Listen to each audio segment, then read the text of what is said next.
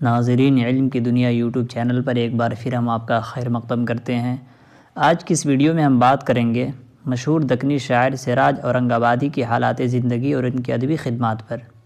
سراج اورنگ آبادی کا پورا نام سید سراج الدین تھا۔ آپ سراج تخلص اختیار کرتے تھے۔ آپ کے والد محترم کا نام سید درویش تھا۔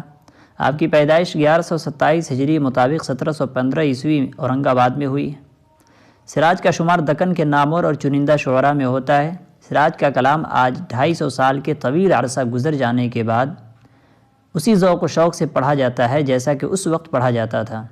سراج کا زمانہ قدیم اردو شعراء کا آخری اور جدید اردو شعراء کا ابتدائی تھا۔ یہی وجہ ہے کہ سراج کے شاعری میں قدیم اور جدید اردو شاعری کا امتزاج پایا جاتا ہے۔ سراج قدیم دکنی شعراء کی آخری کڑی کہے جا سکتے ہیں، کیونکہ سراج کے بعد قدیم دکنی شعراء میں کوئی قابل قدر شاعر نہیں ملتا۔ سراج اورنگ آبادی کا خاندان اورنگ آباد کے معزز گھرانوں میں سے تھا۔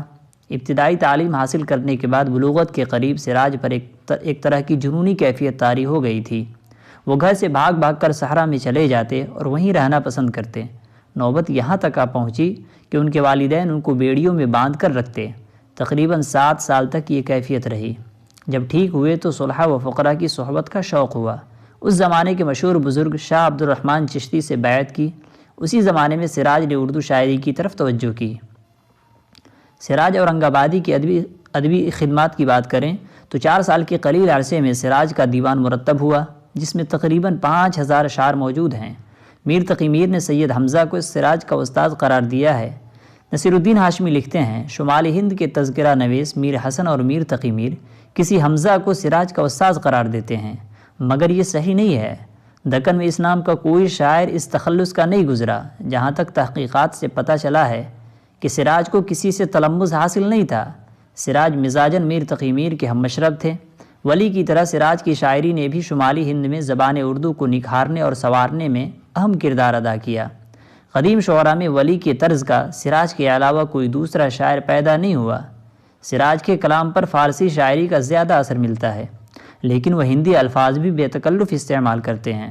سراج نے تمام اصناف سخن مثلا غزلیں، مثنویہ، مخمس، ترجیع بند اور رباعیات پر طب آزمائی کی، لیکن ان کی غزل اور مثنویوں نے لازوال شہرت حاصل کی۔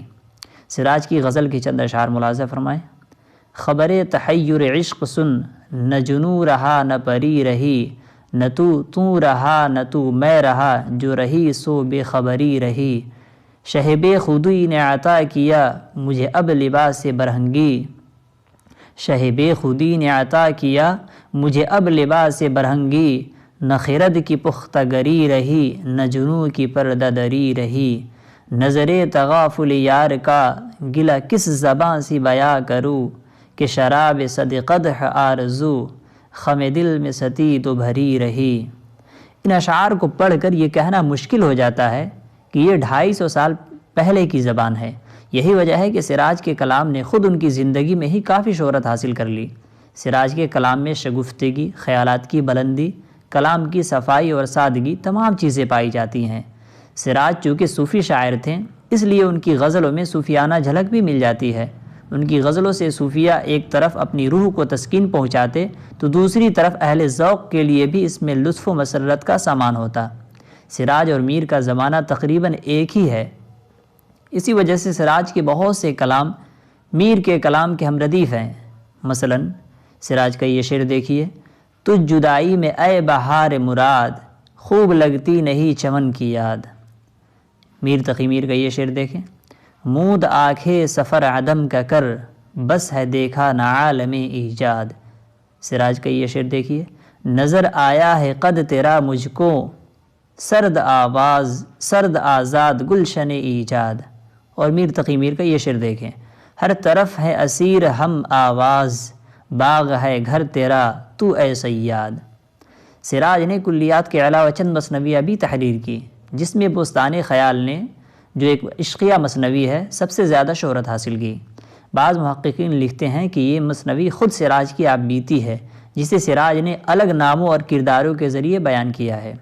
سراج نے اور دیگر مثنویہ بھی تحریر کی جو حسب ذیل ہیں: سوز و گداز، مناجات، نالہ ہجر، نامہ شوق، احوال فراق، خط بندگی، مطلب دل، حمد باری تعالی، مناجات، درنات حضرت رسالت اور 10 صفت چاریار ہیں۔